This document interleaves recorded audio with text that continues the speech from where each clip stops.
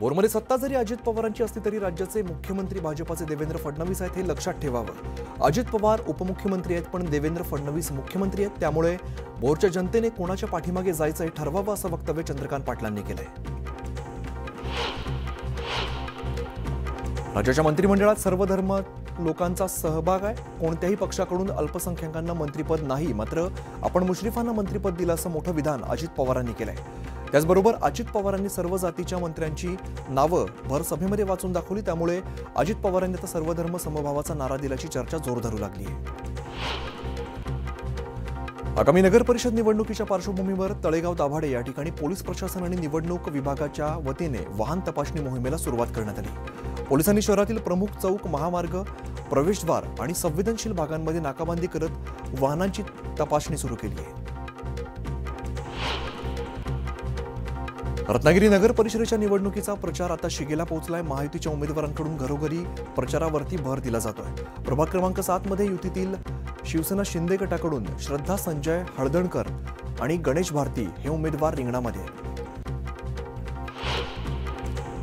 संगमनेर नगरपालिका निवडणुकीमध्ये शिवसेना शिंदे गटाच्या आमदाराने भाजपाच्या माजी नगरसेविकेचे तिकीट नाकारलं असल्याचा आरोप करत थेट बंडखोरी करत नगराध्यक्षपदासाठी उमेदवारी अर्ज कायम ठेवलाय। इतके वर्ष पक्षात काम करून आमच्यावरती अन्याय झाल्याची भावना मेघा भगत यांनी व्यक्त केली आहे। तर अमोल खताळ हे निवडणुकीतील राग आमच्यावरती काढत असल्याची टीका दीपक भगत यांनी केली आहे। घुगुस नगर परिषद ही चंद्रपूर जिल्ह्यामध्ये नव्यानेच तयार झालेली नगर परिषद आहे। त्यामुळे ग्रामपंचायतीकडून नगर परिषदेकडे वाटचाल करणाऱ्या शहराचा पहिला नगराध्यक्ष कोण होणार आणि कोणाची सत्ता येणार याबाबत सर्वांमध्ये उत्सुकता आहे। या नगर परिषदेसाठी 22 नगरसेवक निवडून द्यायचे असून नगराध्यक्ष पद हे अनुसूचित जातीच्या महिलेसाठी आरक्षित आहे।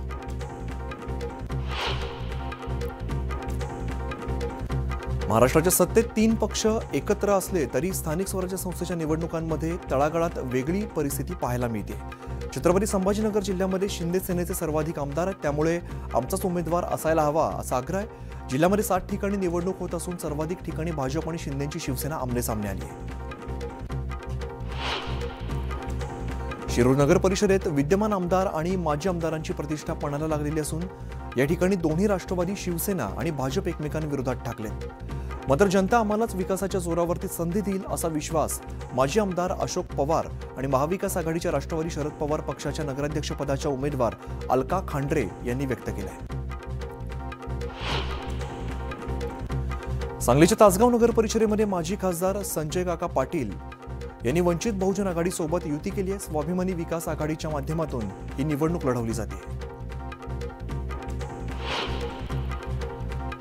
लातूर जिल्ह्यातील औसा या ठिकाणी राष्ट्रवादी काँग्रेस उमेदवाराच्या प्रचारार्थ उपमुख्यमंत्री अजित पवार यांची सभा उधळून लावण्याचा इशारा अखिल भारतीय छावा संघटनेचे प्रदेशाध्यक्ष विजयकुमार घाडगे पाटील यांनी दिलेला होता। मात्र त्यापूर्वीच लातूर पोलिसांनी घाडगे पाटील यांना ताब्यात घेतल्यामुळे अजित पवारांची सभा विनाअडथळा पार पडली। पुण्याच्या शिरूर नगर परिषदेमध्ये महायुतीत बिघाडी झाली आहे। दरम्यान आम्ही महायुतीसाठी प्रयत्न केला, मात्र सहयोगी पक्षांनी प्रतिसाद दिला नाही अशी खंत राष्ट्रवादीचे आमदार माऊली कटके यांनी व्यक्त केली आहे। मुंबई नगरपालिकेने जाहीर केलेल्या प्रभाग आरक्षणावरती 229 हरकती सूचना दाखल करण्यात आलेल्या आहेत। यावरती आता पालिका सुनावणी घेऊन 28 नोव्हेंबर रोजी अंतिम आरक्षण विहित नमुन्यामध्ये सादर करणार आहे। नगरपंचायत, नगर परिषद आणि जिल्हा परिषदा महापालिका निवडणुकीमध्ये भक्कमपणे लढण्यासाठी शिंदे सेनेने पक्षातील ज्येष्ठ नेते, खासदार आणि आमदारांची जिल्हा संपर्क प्रमुखपदी नियुक्ती केली आहे। निवडणूक कार्यक्रम पूर्ण होईपर्यंत संपर्क प्रमुखांनी त्यांच्या जिल्ह्यातच थांबावं असे निर्देश सुद्धा पक्षाचे मुख्य नेते आणि उपमुख्यमंत्री एकनाथ शिंदे यांनी दिले। मुंबई महापालिका निवडणुकीत मनसेला सोबत घेण्यावरून महाविकास आघाडीत पुन्हा एकदा मतभेदांचं वादळ उठलंय। मवियातील काँग्रेस, उद्धव सेना आणि राष्ट्रवादी शरद पवार गटाच्या वेगवेगळ्या भूमिका समोर आल्यात। तर दुसरीकडे ज्येष्ठ नेते शरद पवार यांच्या उपस्थितीत झालेल्या बैठकीत मुंबईच्या पदाधिकाऱ्यांनी मनसेसोबत घेण्याची तयारी दर्शवली आहे। राज्यातील 29 महापालिकांच्या निवडणुकीच्या तयारीचा भाग म्हणून मतदार याद्यांचे प्रभागनिहाय विभाजन संबंधित महापालिका आयुक्तांच्या स्तरावरती पूर्ण केले आहे। या प्रारूप यादीतील चुका, हरकती आणि सूचनांसाठी नागरिकांनी 27 नोव्हेंबरपर्यंत महापालिकेकडे अर्ज दाखल करावा असं आवाहन राज्य निवडणूक आयोगानं केलं आहे।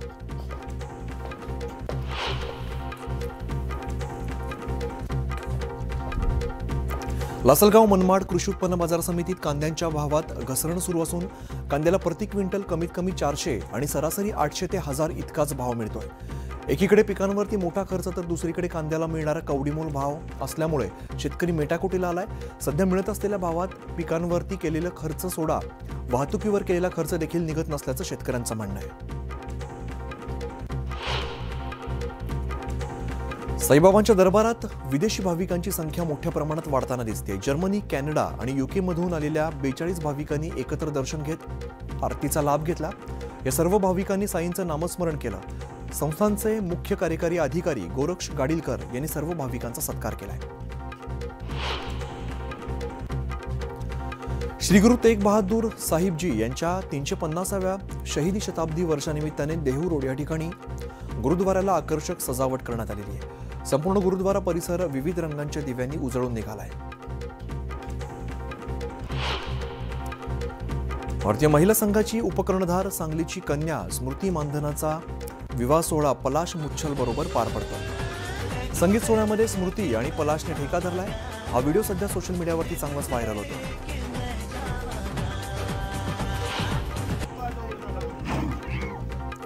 पुण्याच्या आंबेगाव तालुक्यातील गवारवाडी या ठिकाणी वन विभागाने लावलेल्या पिंजऱ्यामध्ये एक बिबट्या जेरबंद झालाय। मानवी वस्तीत बिबट्याचा मुक्त संचार आणि बिबट्याचे हल्ले वाढल्यानंतर वन विभागाकडून पिंजरे लावण्यात आले।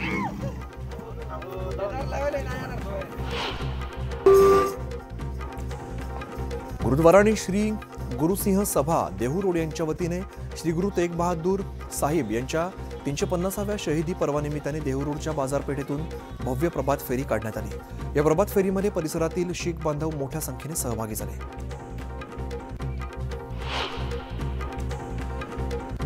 जळगावमध्ये 4 दिवसीय राज्यस्तरीय कृषी महोत्सव पार पडला। यावेळेला उत्तर महाराष्ट्रातील शेतकऱ्यांचा गौरव करण्यात आला। या महोत्सवात शेतकऱ्यांनी नवनवीन तंत्रज्ञानाबाबत माहिती देण्यात आली आहे। उल्हासनगरमध्ये शिंदे सेनेच्या पदाधिकाऱ्यांकडून भाजपात प्रवेश केलेल्या माजी नगरसेवक बेहनवाल यांच्या समर्थकांना मारहाण करण्यात आली। मारहाणीचा व्हिडिओ मोबाईलमध्ये चित्रित करण्यात आलाय। मात्र या सगळ्या प्रकारामुळे शिवसेना शिंदे गट आणि भाजपामध्ये प्रचंड राजकीय तणाव निर्माण झाला। कराड विमानतळ परिसरातील एका गावातील आजारी महिलेसोबत दवाखान्यात गैरवर्तन करण्याचा प्रयत्न केल्याचा धक्कादायक प्रकार समोर आला। या डॉक्टरला संतप्त ग्रामस्थांनी बेदम चोप दिला असून त्यास पोलिसांच्या हवाली करण्यात येत आहे। या प्रकरणी कराड शहर पोलीस ठाण्यामध्ये गुन्हा नोंद करण्यात आला आहे।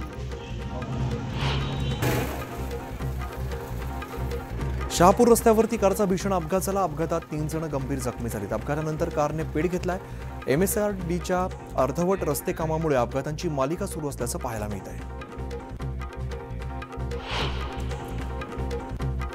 नागपूरच्या रामटेक जवळील कांद्री माईन परिसरामध्ये भरधाव कारच्या धडकेमध्ये 2 शेतमजूर महिलांचा जागीच मृत्यू झालाय। अपघातानंतर परिसरात तणावाची स्थिती निर्माण झाली तर संतप्त नागरिकांनी कारला आग लावण्याचा प्रयत्न केला।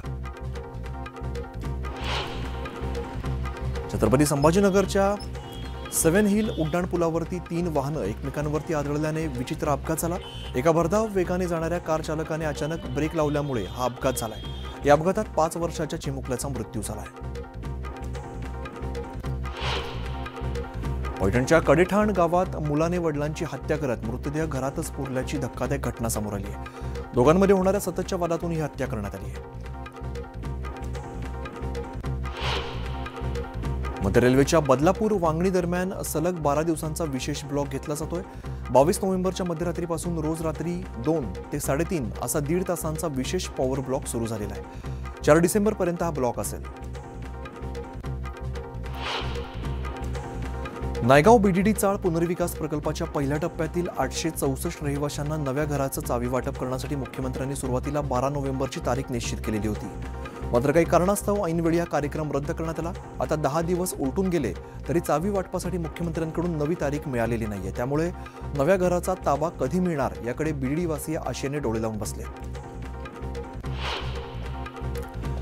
शुक्रवारी घसरण झालेल्या सोने चांदीच्या भावामध्ये शनिवारी पुन्हा वाढ झाली। सोने 1700 रुपयांनी वधारून 1,24,000 रुपयांवरती पोहोचले। तसंच चांदीच्या भावात 3,200 रुपयांची वाढ होऊन ते 1,56,500 रुपयांवरती पोहोचले।